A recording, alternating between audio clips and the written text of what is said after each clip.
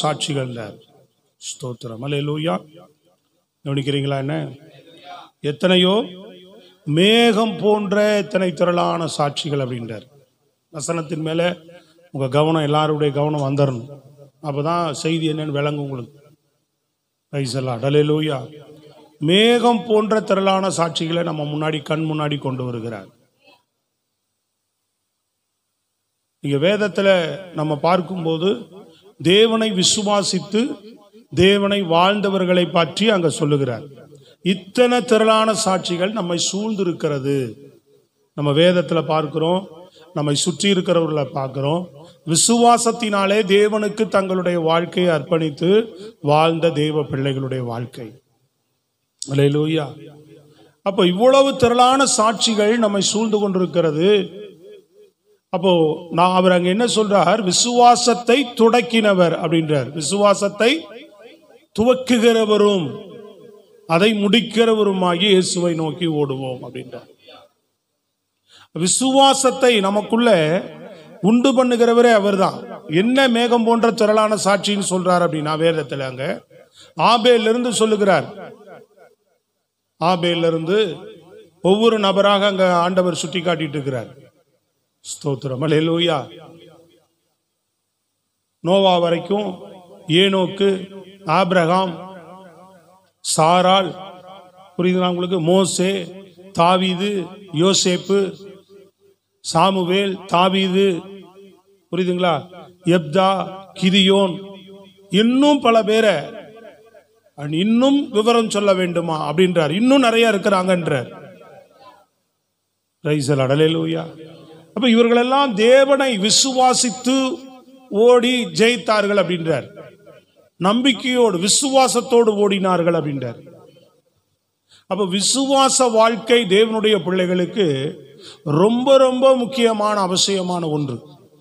விசுவாசத்தை தேவன் தான் நமக்குள்ள துவங்கி இருக்கிறார். இயேசுவை நோக்கி நம்ம முன்னேறுவதற்கு, அவருக்குள் நம்ம வாழ்வதற்கு, தேவனை பற்றி கொண்டு நம்ம முன்னேறி ஓடுவதற்கு. இதுல பாத்தீங்கன்னு சொன்னா, இந்த விசுவாச வாழ்க்கையை கிறிஸ்துவுக்குள் துவங்கின அந்த வாழ்க்கையை கிறிஸ்துவுக்குள்ள தேவனே முடித்து வைப்பார் நமக்கு. புரியுதுங்களா உங்களுக்கு? அப்ப கொடுத்த அந்த விசுவாச வாழ்க்கை, அந்த ரட்சிப்பு வாழ்க்கையை பிரியமானவர்கள் நாம் என்ன செய்கிறவர்களா இருக்கணும்? காத்து கொள்ளுகிறவர்களாக இருக்க வேண்டும். என்ன செய்கிறவர்களா இருக்கணும்? காத்து கொள்ளுகிறவர்களா இருக்கணும். அந்த விசுவாச வாழ்க்கையை ஒரு நாள் நம்ம விட்டுறக்கூடாது, கடைசி வரைக்கும். அதான் 1 தீமோத்தேயுல பவுல் சொல்லுகிறார். 2 தீமோத்தேயுல 4ஆம் அதிகாரம் 7வது வசனம், வேகமா வாசிங்க. 2 தீமோத்தேயு 4:7. நல்ல போராட்டத்தை போராடினேன், நல்ல போராட்டத்தை போராடினேன், ஓட்டத்தை முடித்தேன், விசுவாசத்தை காத்துக்கொண்டேன், விசுவாசத்தை காத்துக்கொண்டேன் அப்படின்றார். சத்தமா சொல்லுங்க, நல்ல கரங்களை உயர்த்தி அல்லேலூயா. நல்ல போராட்டம், ஓட்டத்துல ஓடி நான் முடிக்க போறேன். என்ன பண்ணேன்னா, என் விசுவாசத்தை நான் காத்துக்கொண்டேன் அப்படின்றார். நீங்க முடிவு பரியந்தமும் உங்கள் விசுவாசத்தை நீங்கள் காத்துக்கொள்ளும் போதுதான் கிறிஸ்துவுக்குள்ள ஒரு வெற்றி வாழ்க்கையை நீங்க பார்க்க முடியும். விசுவாசம்தான் உங்க வாழ்க்கை எல்லா காரியங்களையும் கொண்டு வரக்கூடியது. விசுவாசம்தான் தேவனை நோக்கி தொடர்ந்து உங்களை பயணிக்க பண்ணுகிற காரியம். அப்ப தொடங்கின விசுவாசத்தை உனக்குள்ள தொடங்கினவர் அவரே முடிப்பார். அவர், அல்லேலூயா. அதை நாம கிறிஸ்துவுக்குள்ள என்ன செய்யணும்? கொடுத்ததை காத்து கொள்ளுகிறவர்களாக இருக்க வேண்டும். சத்தமா சொல்லுங்க, அல்லேலூயா. Praise the Lord. ஒரு உலகத்துல ஒரு பொருளை பத்திரமா பாதுகாத்து கொள்ள விரும்புறோம். நம்ம கொடுத்த உடைமைகளை, பொருட்களை, வீடுகளை, சில காரியங்களை, பணங்களை, நகைகளை பத்திரமா காத்துக்கொள்றோம். அதை விட ரொம்ப பத்திரமானது தேவன் கொடுத்த விலையேற பெற்ற விசுவாசம். ஸ்தோத்திரம், அல்லேலூயா. ஆமா, அது பொன்னை போன்றது. விசுவாசம் எப்படி போன்ற, எது போலது? தங்கத்தை போல விலை உயர்ந்ததுன்னு சொல்றார். நான் புடமிட்ட பின்பு பொன்னாய் விளங்குவேன் அப்படின்றார். ஸ்தோத்திரம், அல்லேலூயா. உங்கள் விலையேற பெற்ற விசுவாசம் அப்படின்னு பேதுரு எழுதுகிறார். சொல்றது விளங்குதா உங்களுக்கு? உங்கள் விலையேற பெற்ற விசுவாசம். அந்த விலையேற பெற்ற அந்த விசுவாசத்தை பிரியமானவர்களே நம்ம கடைசி வரைக்கும் என்ன செய்கிறவர்களா இருக்கணும்? காத்துக்கொள்ளுகிறவர்களா இருக்கணும்.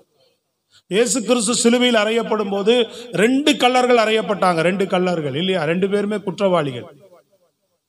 இதுல ஒரு குற்றவாளி சொல்லுகிறான் ஆண்டவரை பார்த்து, நீங்க பரிகாசம் பண்றான் அவரை. சொல்றது புரியுதுங்களா? நீ தேவகுமாரனா இறங்கு, எனக்கு உதவி உனக்கு என்று பரிகாசம் பண்றான். இன்னொரு குற்றவாளி சொல்லுகிறான், நாம நியாயப்படி தண்டிக்கப்படுகிறோம். எந்த சூழ்நிலையில சொல்றான் பாருங்க. இவங்க 2 பேரோடு கூட 3வது நபராக இயேசுவும் அவனோடு கூட சிலுவையை சுமந்து வருகிறார். அவரும் குற்றவாளி என்று தீர்க்கப்பட்டிருக்கிறார். இவர்களை விட அவர் அதிகமாக கொடுமையாக தண்டிக்கப்படுகிறார்.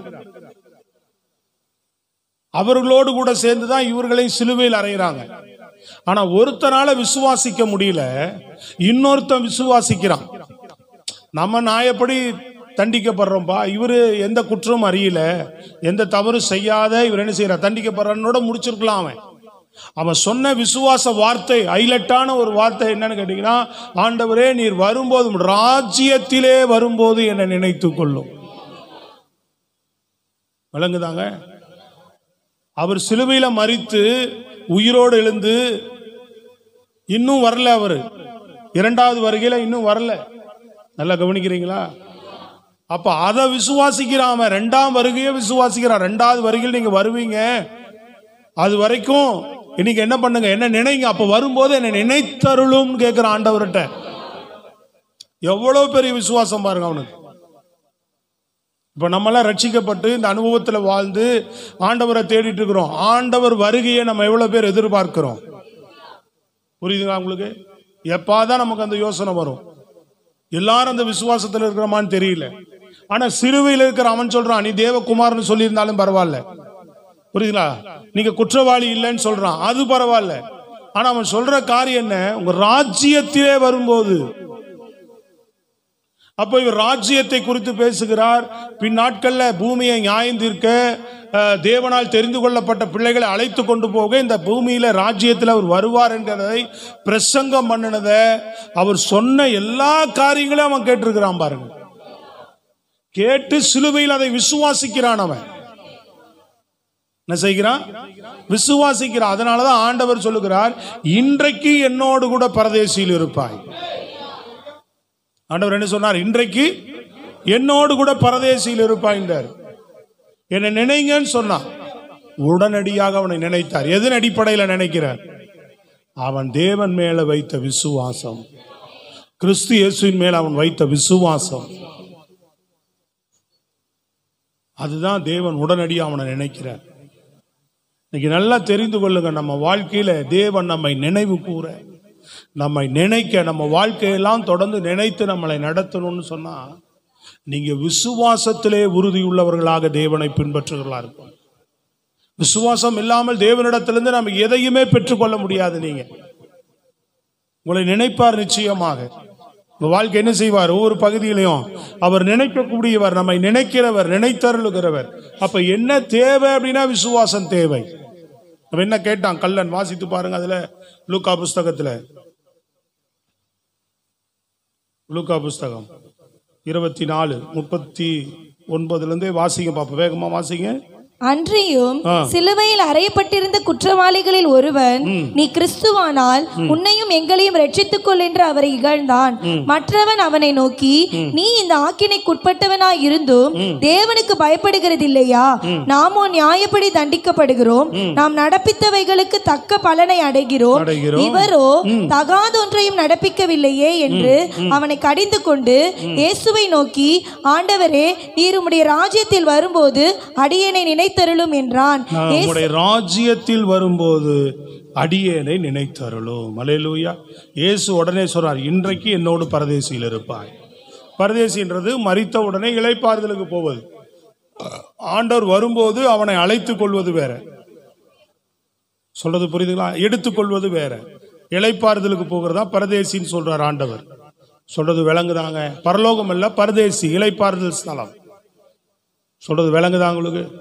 பிரைஸ்லாம். நல்ல கைகளை வைத்து சொல்லுங்கப்பா. அப்ப தேவன் நினைத்தருளுங்கன்னு சொன்ன உடனே அவன் தேவன் அவனை நினைப்பதற்கு உடனே சடனா பதில் சொல்றாரு அவனுக்கு.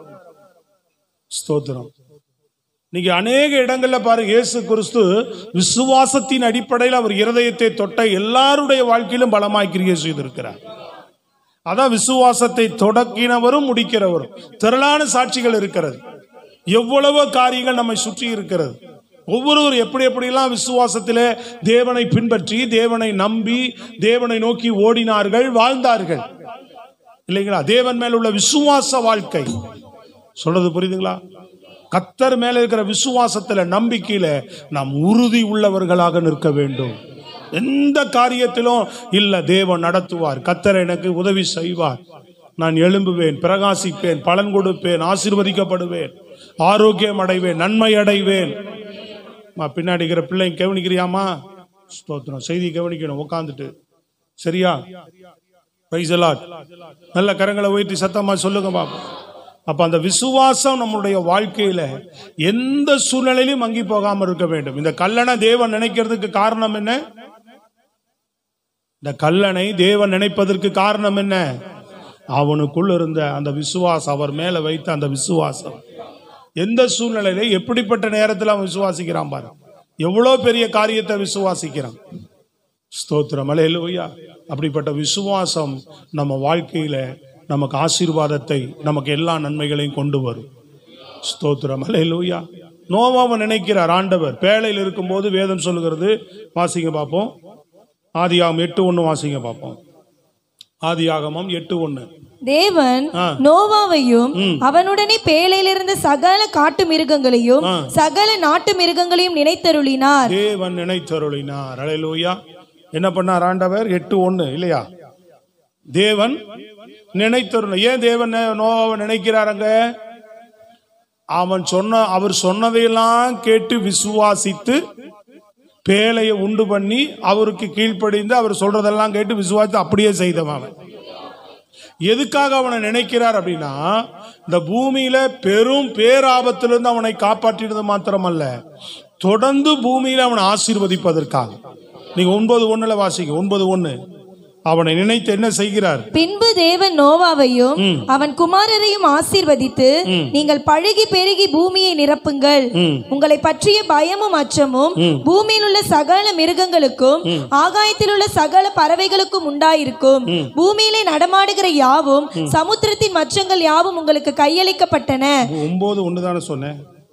பின்பு தேவன் நோவாவையும் அவன் குமாரனையும் ஆசீர்வதித்து, அதுதான் போது, 1 மட்டும் போதும். நீங்கள் பழகி பெருகி பூமியில் நிரப்புங்கள். அல்லேலூயா. நீங்கள் பழகி பெருகுங்கன்றார். அவன் குமாரனையும் அவர் ஆசீர்வதித்து. சொல்றது கவனிக்கிறீங்களா? நல்லா புரிந்து கொள்ளுங்க.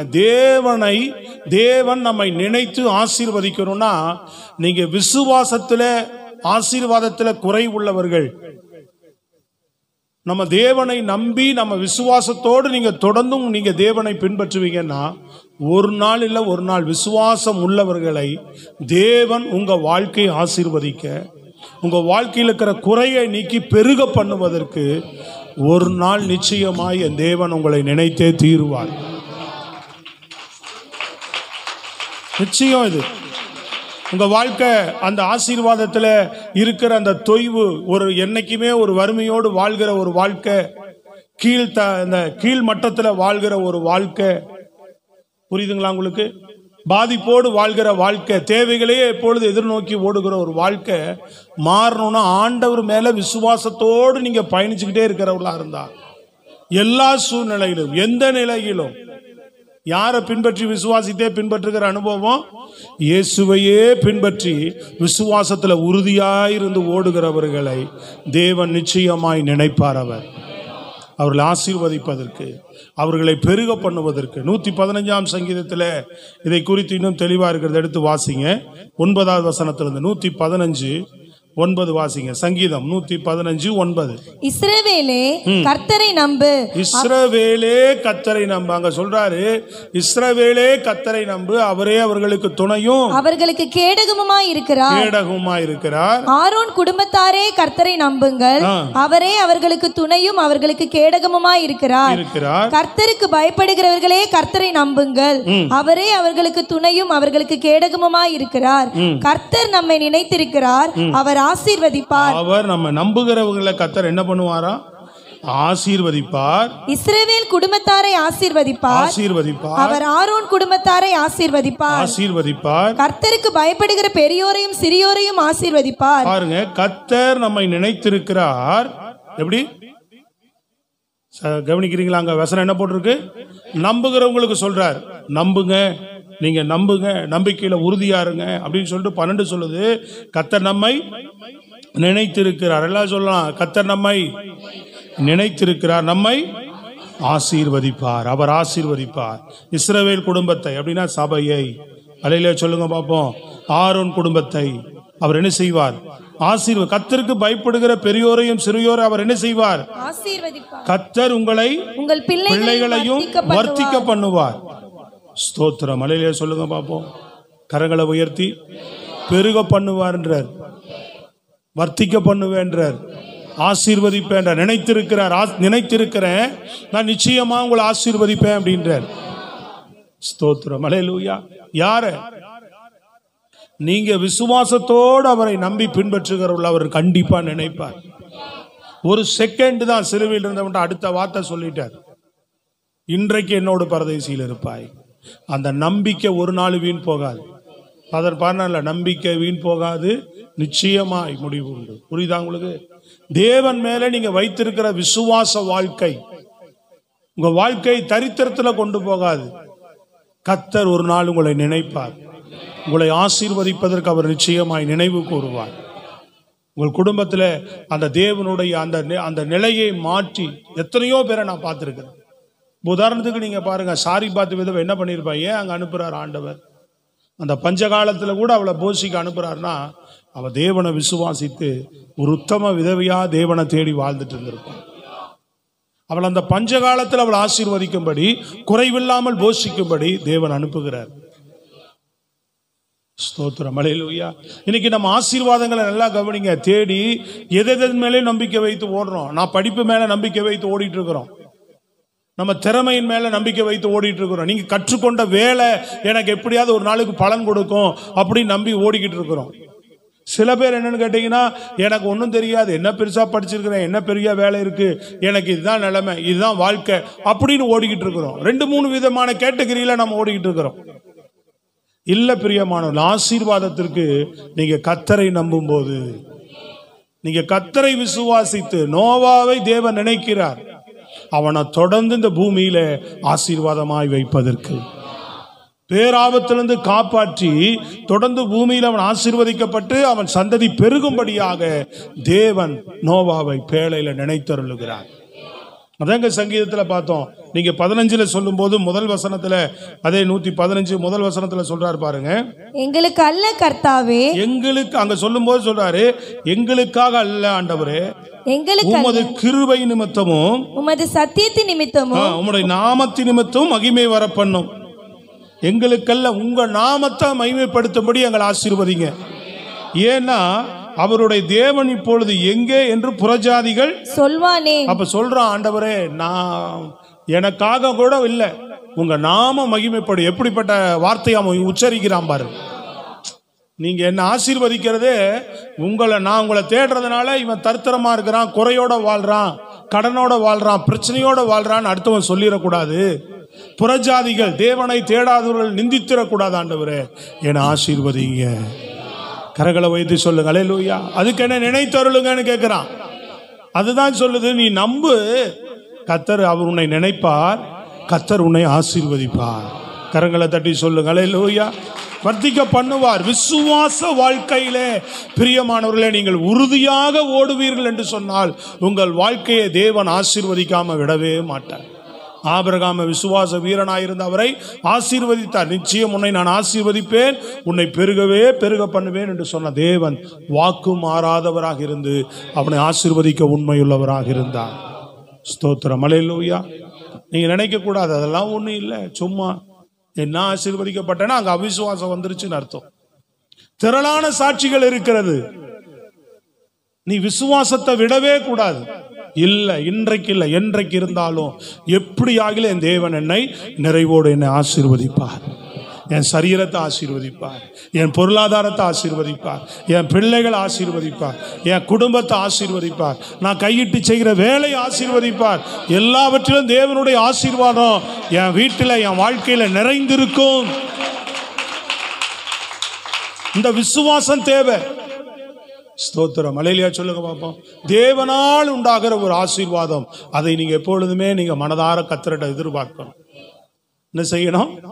தேவனால் உண்டாகிற ஒரு ஆசீர்வாதத்தை நீங்க கர்த்தரிடத்துல மனதார நீங்க எதிர்பார்க்கிறவர்களா இருக்கு. கர்த்தர் நிச்சயமாக அதை உங்களுக்கு செய்ய வல்லவர். பல நேரம் நினைக்கிறீங்க, பல நேரம் நினைக்கிறது இல்லை. உங்களோட நம்பிக்கை வரக்கூடிய காலங்களில் சூழ்நிலைகளை மாற்றுவார் ஆண்டவர். வழிவாசல்களை புதுசா திறப்பார். உனக்கு அது எப்படி செய்வார்னே தெரியாது, அவர் செய்வார்.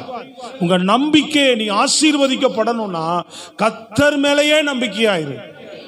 எனக்கு திறமை இல்லை, எனக்கு திறமை இல்லை, எனக்கு அடுத்த கட்ட வாழ்க்கை உயர்வுக்கு எனக்கு வழி கிடையாது, எந்த வாய்ப்பும் இல்லை ஆண்டவர். ஆனா ஒன்று, உங்களை நான் நம்புறேன். ஸ்தோத்திரம். அல்லேலூயா. உங்களை நான் நம்புறேன். என்னை கடைசி வரைக்கும் என்னை நிறைவாய் ஆசீர்வதிப்பதற்கு நான் உங்களை நம்புறேன் ஆண்டவரே. தேவ பிள்ளைகள், நீங்கள் கர்த்தரை அதிகமாய் நம்புவீர்கள் என்றால் உங்க வாழ்க்கையை அவர் ஆசீர்வதித்து நாளுக்கு நாள் உயர்த்துவதற்கு வல்லவராக இருக்கிறார். நம்பிக்கையை விட்டுறோம், அங்கதான் கர்த்தருடைய ஆசீர்வாதம் என்ன ஆகுது? நம்ம வாழ்க்கையில நினைக்க முடியாமல் போகிறது. இவ்வளவு எந்த சூழ்நிலையிலும், எந்த பட்டினி பசியிலையும், எந்த கஷ்டத்திலையும், நஷ்டத்திலையும், எந்த பலவீனத்திலையும் இந்த பிள்ளைங்க என்னை உண்மையா நம்பி விசுவாசத்தோடு என்னை தேடிட்டு இருக்கிறாங்கன்னா அவர் என்னங்க? தெய்வம். அல்லேலூயா சொல்லுங்க. மனதுருக்கம் உள்ள அன்பு நிறைந்த ஆண்டவர். மறக்கிறதுக்கு அவர் அநீதி உள்ளவர் அல்ல என்று சொல்லப்பட்டிருக்கிறது. நீ உண்மையாய் தேடிப்பார், நம்பிக்கையோட தேடிப்பார்.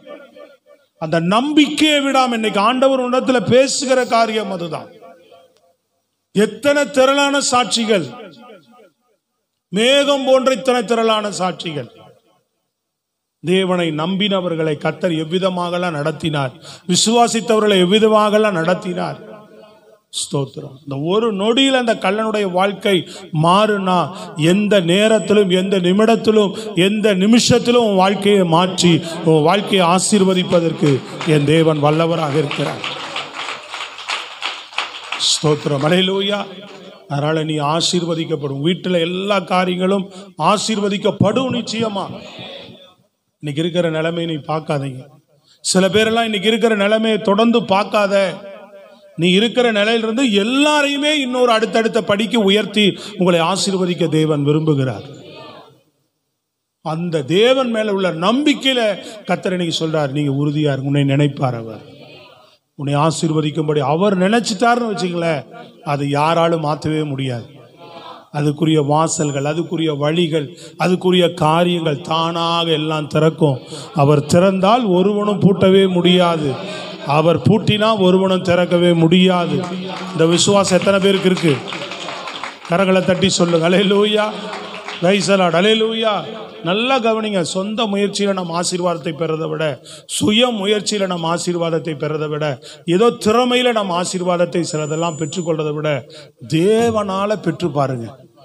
இந்த உலகத்துல கல்லை மண்ணையும் கும்பிட்றவங்க கூட அதனால ஆசீர்வதிக்கப்படணும் எங்கெங்கேயோ ஓடுறான். ஆனா நிச்சயமா கிடைக்க போறது இல்லை, வேறு விதமாக தான் வரும். ஆனா நம்ம தேவன் ஆசீர்வாதத்தின் தேவன் அவர். நீங்க ஒரு நம்பிக்கையோடு அவரை பின்பற்றி தேடி பாருங்க. நம்பிக்கையோடு அர்ப்பணிச்சு அந்த விசுவாசத்தோடு நீங்க உங்க வாழ்க்கையை தொடர்ந்து இந்த ஆசீர்வாத காரியங்கள் வரும்போது, உங்க சரீர சுக ஆசீர்வாதமா இருக்கட்டும், உன் பொருளாதார ஆசீர்வாதமா இருக்கட்டும், உன் எதிர்கால ஆசீர்வாதமா இருக்கட்டும், உங்க குடும்ப ஆசீர்வாதமா இருக்கட்டும், எந்த விதமான ஆசீர்வாதமும் உங்க வாழ்க்கையில ஒரு தொய்வா உங்க மனதில் தோன்றும் போதெல்லாம், இல்லை என் தேவனை ஆசீர்வதிப்பார். ஆண்டவரே, நீ என்னை ஆசீர்வதிக்கிற தேவன் இருக்கிறீர், நான் நம்பிக்கையோடு ஓடுவேன், என் வாழ்க்கையில குறை வைக்க மாட்டீர், என் வாழ்க்கையை மாற்றுவீர் ஆண்டவர். இந்த அறிக்கையை செய்து செய்து செய்து நம்பிக்கையோடு பின்பற்றி போங்க. கர்த்தர் நிச்சயம் உன்னை நினைப்பார். உன் வாழ்க்கையில் ஒரு ஆசீர்வாதம் வரும். அடுத்த கட்ட நிலைக்கு உன் வாழ்க்கையை உயர்த்தி அந்த மகிமையின் ஆசீர்வாதம் அற்புதமானது. அது அந்த மகிமையின் ஆசீர்வாதம் எப்படிப்பட்டது? அற்புதமான ஒரு மகிமையின் ஆசீர்வாதம். அது அந்த நிறைவுள்ள ஒரு ஆசீர்வாதத்தை, அந்த செழிப்புன்னு சொல்லப்படும். கர்த்தர் ஆசீர்வதிக்கிற ஆசீர்வாதம் செழிப்பை கொண்டு வரும். செழிப்பா இருக்கும். அந்த பச்சை பசையேல் அந்த புல்வெளிகளை, அந்த மரங்களை, அந்த சூழ்நிலைகளை பார்க்குறீங்க பார்த்தீங்களா, அவ்வளவு நிறைவானதாக கொளிமையானதாக தான் சொல்றார். உச்சிதமான ஆசீர்வாதங்களில் சொல்லியிருக்கிறார். அப்படிப்பட்ட ஒரு பிளஸ்ஸிங்கை அவர் என்ன செய்வார், ஒரு ஆசீர்வாதத்தை நம்ம வாழ்க்கையில், உங்கள் குடும்பத்தில், உங்கள் வேலையில் அவர் செய்வதற்கு, தருவதற்கு வல்லவராக இருக்கிறார். கர்த்தர் சொல்றது, உன் நம்பிக்கையில் இன்னும், உன் விசுவாசத்தில் இன்னும் சொல்லுங்க, விசுவாசத்தில் உறுதியாக இருப்பேன். இந்த காரியத்தில் கவனிக்கிறீங்களாமா? எல்லாரும் கரங்களை வைத்து சொல்லுங்க, அல்லேலூயா. விசுவாசத்தில் உறுதியாக இருக்கு அந்த ஆசீர்வாதம். ரெண்டாவது காரியம் நீங்கள் பார்க்கும்போது, யாத்திராகமம் புஸ்தகம் 2ஆம் அதிகாரம் 23, 24 எடுத்து வாசிங்க பார்ப்போம் வேகமா. யாத்திராகமம் 2, 23, 24. சில காலம் சென்ற பின் எகிப்தின் ராஜா மரித்தான். இஸ்ரவேல் புத்திரர் அடிமைத்தனத்தினால் தவித்து முறையிட்டுக் கொண்டிருந்தார்கள். அவர்கள் அடிமைத்தனத்திலிருந்து முறையிடும் சத்தம் தேவ சந்நிதியில் எட்டினது. தேவன் அவர்கள் பெருமூச்சை கேட்டு தாம் ஆபிரகாமோடும் ஈசாக்கோடும் யாக்கோபோடும் செய்த உடன்படிக்கையை நினைவு கூர்ந்தார். இங்கே தேவன் ஆபிரகாமை நினைக்கிறார். ஈசாக்கோடும் யாக்கோபோடும் செய்த உடன்படிக்கையை நினைவு கூர்ந்தாராம். ஆபிரகாமை, ஈசாக்கு, யாக்கோப்பை நினைவுக்கிறார். ஏன் அப்படின்னா, இவர்கள் 3 பேரும் தேவனை விசுவாசித்து பின்பற்றினவர்கள். அவங்களுடைய சந்ததி இப்போ எப்படி இருக்குன்னா, அடிமைத்தனத்தின் நுகத்தினால கட்டப்பட்டு, நெருக்கப்பட்டு, பாடுகளினாலே பெருமூச்சு விட்டு அழுதுகிட்டு இருக்கிறாங்க. கட்டப்பட்ட நிலையில் இருக்கிறாங்க. சொல்றது விளங்குதாங்க? இப்போ அவர்கள் பெருமூச்சு விடுறாங்க. அவங்க வேதனை தாங்க முடியாம, அவங்க பிரச்சனை தாங்க முடியாம, அவங்களுடைய கஷ்டம் தாங்க முடியாம பெருமூச்சு விடுறாங்க. ஆண்டவர் அவங்கள நினைச்சாருன்னு சொல்லல, யாரை நினைச்சாருன்னு சொல்லப்பட்டிருக்குது. ஏன் அவங்கள நினைக்கிறார்? தேவனை விசுவாசித்து வாழ்ந்தவர்கள். ஆபிரகாம் தேவனை விசுவாசித்து பின்பற்றினவன், யாக்கோப்பு தேவனை விசுவாசித்து பின்பற்றினவன், ஈசாக்கு தேவனை விசுவாசித்து எல்லா நிலையிலும் பின்பற்றினவர்கள். அதனால கர்த்தர் அவர்களை நினைத்து இவர்களை விடுதலையாக்குகிறார். உங்க வாழ்க்கையில் ஒரு விடுதலையை கொண்டு வந்தார். நல்லா கவனிக்கிறீங்களா? கரங்களை போய் அல்லேலூயா. உன் விசுவாச வாழ்க்கை, ரெண்டாவது உன் வாழ்க்கையில் நான் சொல்றேன், உன் வாழ்க்கையில் எல்லா கட்டுகளையும், உபத்திரவங்களையும், போராட்டங்களையும், சத்துருடைய எல்லா விதமான தொந்தரவில் இருந்தும் கர்த்தர் உன்னை விடுவிக்க வல்லவராக இருக்கிறார். உபத்திரவ கட்டுகள், வேதனையின் கட்டுகள் என் வாழ்க்கையில மாறவே இல்லைங்க. அல்லேலூயா சொல்லுங்க பார்ப்போம்.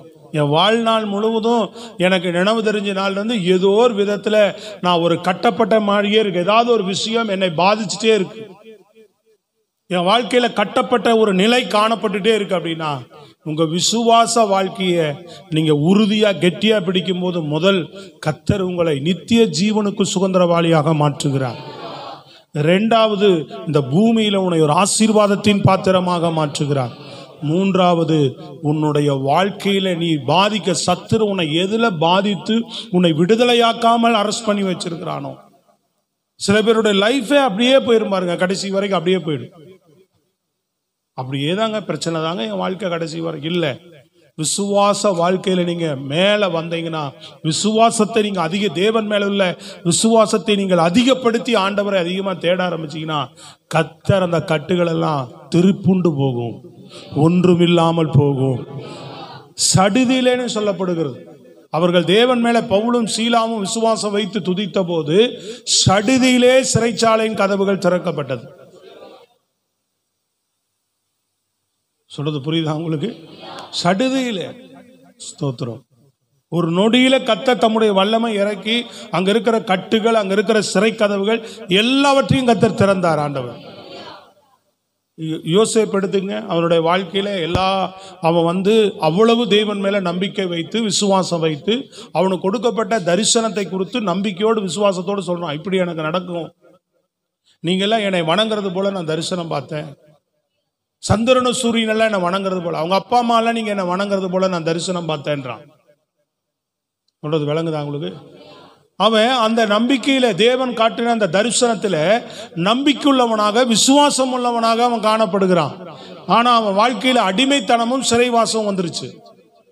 நம்பிக்கையோடு பயணிக்கிறவனுடைய வாழ்க்கையில பிசாசு என்ன பண்றான்?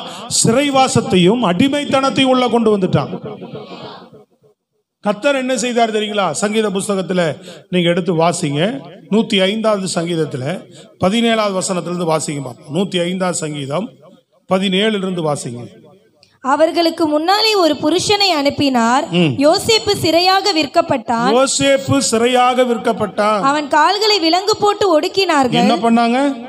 விலங்கு. சத்தமா எல்லாரும் சொல்லலாம். என்ன பண்ணாங்க? அவன் கால்களை கால்களிலே விலங்கு போட்டு ஒடுக்கினார்கள். உன்ன கேட்கல, நீங்க சொல்லலாம். என்ன போட்டிருக்கு? அவனுடைய கால்களிலே விலங்கு போட்டு ஒடுக்கினார்கள்.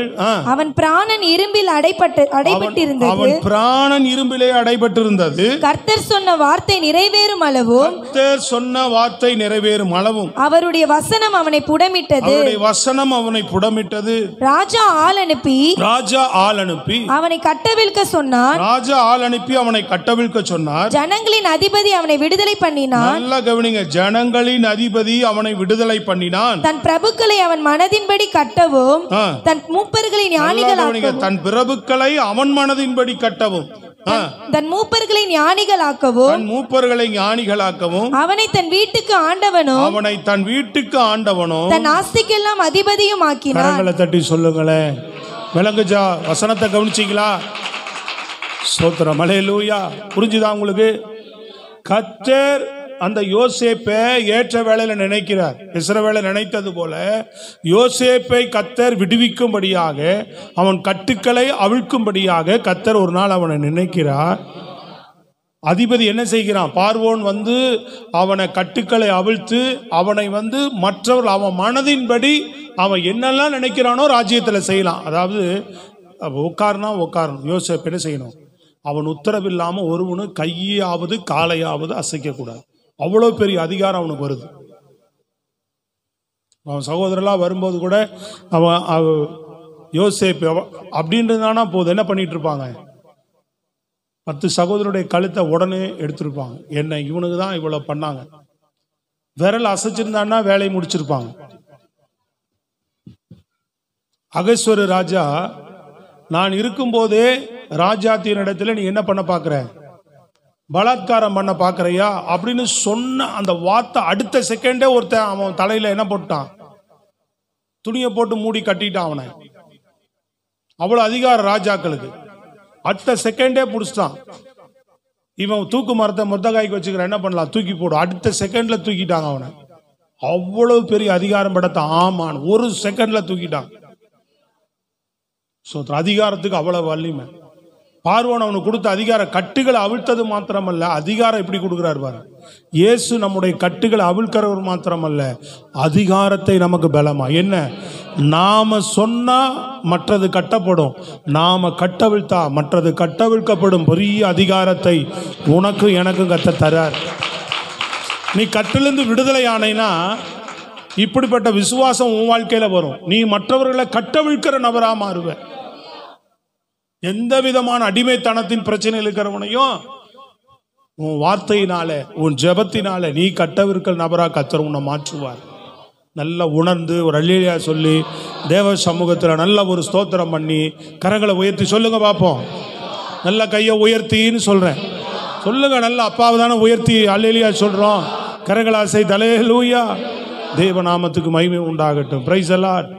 நல்லா கவனிங்க. இன்னைக்கு அமாவாசை பௌர்ணமி நம்பிக்கிட்டு கூட்டங்களுக்கு போறது, அங்க ஏதாவது அமாவாசை ஒருத்தன் போட்டிருக்கிறான், ஆடி அமாவாசை இரவு ஜபம் எல்லோரும் வாங்குங்கள். அதுல ஒருத்தன் வடிவேலுடைய போட்டோ போட்டு, ஏண்டா ஆடி அமாவாசைக்கும் ஏசப்பாவுக்கு என்னடா சம்பந்தம்? அவன் அப்படி போட்டுறான். எப்படி கமெண்ட் போட்டிருக்கிறான் ஒருத்தன்.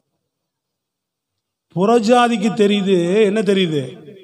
அதுக்கும் நமக்கு என்னடா சம்பந்தம்னு கேட்குறான். நல்லா விளங்குதாங்க. இன்னும் நம்ம ஆளுக்கு விளங்க மாட்டேங்குது. ஆடி மாசம் தான் பிசாசு வருமா? அது கிரியை செய்யறாங்க, அதிகமா செய்யறாங்க. அதை கடிந்து கொள்ளணும், எதிர்த்து நிற்க. எப்போ நீ விசுவாசமா நம்ம எப்பொழுதுமே நின்னா கர்த்தர் நமக்கு பாதுகாப்பாக தான் இருப்பார். அமாவாசையில் தான் வேலை செய்வான் பைபிள் எங்காவது போட்டிருக்கா? பௌர்ணமியில் தான் அவன் அதிகமாக வேலை செய்வான்னு போட்டிருக்கா? அது அந்த நாளில் அவங்க அதிகமாக கிரியை செய்கிறாங்க. அவங்க அந்த நபர்கள் அதுக்கு அதிகமாக முக்கியத்துவம் கொடுக்குறாங்க. அதுக்காக நம்ம போயிட்டு இல்லை. எப்போவுமே நம்ம விசுவாசத்தோடு நிற்கும் போது கர்த்தர் நம்மை பாதுகாக்கிறவராக இருக்கிறார். ஆமாம். இதில் வேற நிறையா இருக்கிறாங்க. வருவான், நீங்கள் எவனாவது விட்டீங்கன்னா உள்ள என்ன பண்ணுவான்? அதான் அந்த சந்தில் தகுடு இருக்குது, இங்கே எலுமிச்சம்பழம் இருக்குது, எவனா வந்து உனக்கு என்னமோ பண்ணிட்டு போயிட்டான்னு அப்போவே உங்கள்கிட்ட அவங்ககிட்ட இருக்கிற ஆவி என்ன பண்ணுதுன்னா அது தேவ ஆவி கிடையாது, இது பொல்லாத ஆவி. அது வந்து உன்னை கட்டி இல்லாத உன்னை கட்டிட்டு போயிடுறான் அவன். நான் சொல்றது விளங்குதா உங்களுக்கு? நீ அடுத்த வார்த்தை சொல்லணும், நான் தேவனுடைய பிள்ளை, எந்த மந்திரமாகிலும் என்னை பாதிக்காது, எந்த குறி சொல்லுதலாகுதோ என்னை பாதிக்காது. நான் இயேசுவின் பிள்ளை, இயேசுவின் ரத்தம் என் மேல இருக்கு, அவர் நாம என் மேல இருக்கு, நான் அவர் வார்த்தை எனக்குள்ள இருக்கு, எதுவும் என்னை சேதப்படுத்தாது. நல்ல பலமா கையை தட்டி சொல்லுங்க பார்ப்போம். எதுவும் சேதப்படுத்தாது. என் தொழிலுக்கு விரோதமா, என் குடும்பத்துக்கு விரோதமா ஏன் எது பண்ணாலும் வாய்க்காதே போகும்னு கர்த்தர் வார்த்தை சொல்லி இருக்கிறார். அதை தான் நீ விசுவாசிக்க. இல்லை எவனா செஞ்சுட்டான், அவனாதான் பண்ணிட்டு இருக்கிறான், எவனா இது பண்ணிட்டு இருக்கிறான், இதெல்லாம் பாதிக்கணும். நீ என்ன பண்ற? அவிசுவாசமா இருக்கிறன்னு அர்த்தம். விசுவாசம் உடையவர்களாக இருக்கணும். விசுவாச வார்த்தை என்ன சொல்லும்? வாயை மூடுப்பா, எனக்கு விரோதமா எதுவும் வாய்க்காது. அப்படியே வந்து வைச்சாலும் வாய்க்காது. அது வெறும் தகுடு தான், மந்திர தகுடு இல்லை. அது வெறும் எலுமிச்சம்பழம் தான். நான் எடுத்து ஜூஸ் போட்டு குடிப்பேன். அது வெறும் எலுமிச்சம்பழம் தான், மந்திர எலுமிச்சம்பழம் கிடையாது. சொல்றது விளங்குதாங்க? அது வெறும் தாயத்து தான், அது மந்திர தாயத்தாகாது. ஏன்ட்ட வரும்போது அது வாய்க்காம போச்சு. அது என்கிட்ட வரும்போதே வாய்க்க, அவனை தான் திருப்பி அடிக்கும் மொழிய என்னை ஒரு நாள் சேதப்படுத்தாது. இந்த விசுவாசத்தோடு நீங்க பேசுகிறவர்களா இருக்கணும். சொல்லுங்க சத்தமா ஒரு அல்லேலூயா. உறுதியா பேசுங்க, அப்பதான் நீங்க ஆசீர்வதிக்கப்படுவீங்க. இன்னாட்டி பிசாசு இதெல்லாம் நீங்க ரொம்ப நம்பிக்கிட்டே இருந்தீங்கன்னா அதை கட்டி வச்சிருவான். எல்லாம் நடக்குது, வெளியில இருக்கு. நான் ஆண்டவருடைய பாதுகாப்புக்குள்ள இருக்கிறேன். இந்த விசுவாசம் உன்னை கட்டவிழ்த்துரும். என்ன பாருங்க, எவ்வளவு பெரிய பலமுள்ள கயிறை கட்டினாலும் பஞ்சுபட்ட நூல் போல தேவ ஆவியானவர் இறங்கும் போது அவன் மேல இருக்கிற கட்டை எப்படி அவிழ்ந்து போச்சான்? பஞ்சு பெட்ட நூல் போல. ஒரு பஞ்சு மேல நெருப்பு பட்டா எப்படி இருக்கும்? உடனே அது புஷ்னு காணா போயிடும். அது போல அவ்வளவு பலமுள்ள கயிறு அவனை கட்ட அவிழ்த்துருச்சான். அவனை சிம்சோன் மேல இருந்த கட்டை. ஸ்தோத்திரம், அல்லேலூயா. அதனால பிசாசு எவ்வளவு பலமா உனக்கு விரோதமாய் வேலை செய்தாலும், எவ்வளவு பலமா உனக்கு விரோதமாய் செய்தாலும், நீ எவ்வளவு விசுவாசமா இருக்கிறன்றது முக்கியம். உன் விசுவாச வாழ்க்கை உனக்கு விரோதமாய் கொண்டு வருகிற எந்த யுக்திகளுமே வாய்க்காது. விளங்குதாமா? நீ விசுவாசத்துல வலுவுனாதான் பாதிப்பு உனக்கு. விசுவாசத்துல நின்ன உள்ள போன நெருப்பு அவர்கள் தலை மயிரை கூட என்ன செய்யல, ஒன்றும் சேதப்படுத்தவில்லை என்று கையை தட்டி சொல்லுங்க. நல்ல முழு பலத்தோடு சொல்லுங்க. என்ன செய்யல? அவங்க தலை முடி கூட அந்த நெருப்பினுடைய வாசனை வரலன்னு சொல்லப்பட்டிருக்கிறது.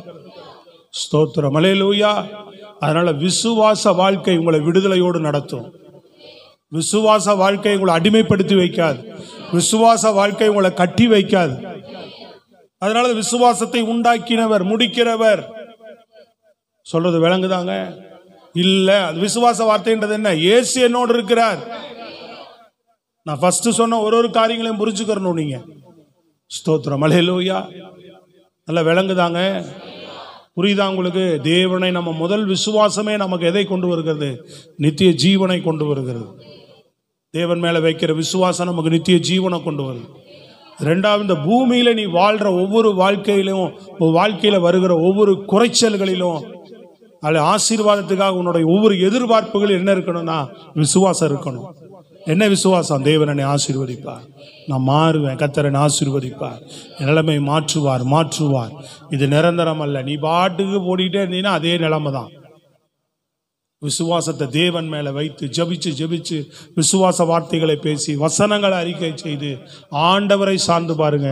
கர்த்தருடைய சகல காரியங்களை ஆசீர்வதிக்க ஆரம்பிப்பார். உன் வாழ்க்கையின் ஆசீர்வாதம் நிச்சயமா வரும்.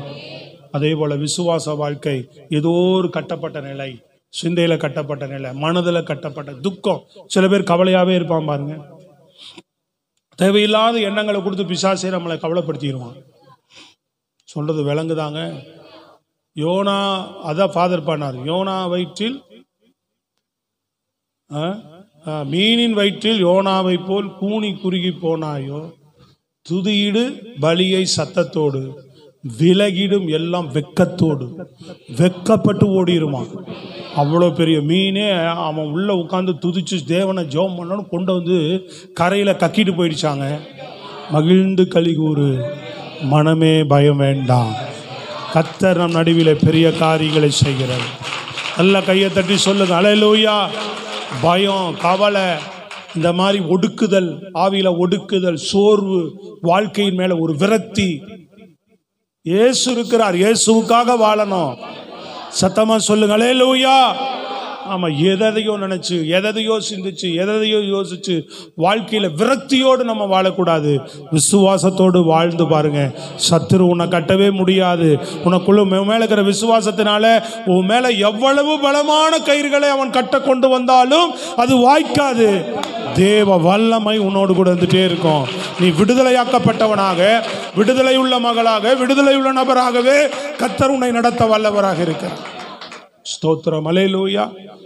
கடைசியாக நாம் பார்ப்போம் 2 சாமுவேல் புஸ்தகம் 1:19 வாசிங்க. 2 சாமுவேல் 1:19 வேகமா எடுத்தவங்க வாசிங்க பார்ப்போம். 2 சாமுவேல் 1:19.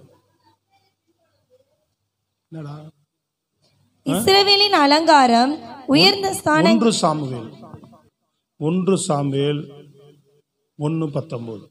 அவர்கள் அதிகாலையில் எழுந்து கர்த்தரை பணிந்து கொண்டு ராமாவில் இருக்கிற தங்கள் வீட்டுக்கு திரும்பி போனார்கள். எல்கானா தன் மனைவியாகிய அன்னாளை அறிந்தான். கர்த்தர் அவளை நினைத்தருளினார். கர்த்தர் அவளை என்ன பண்ணினார்?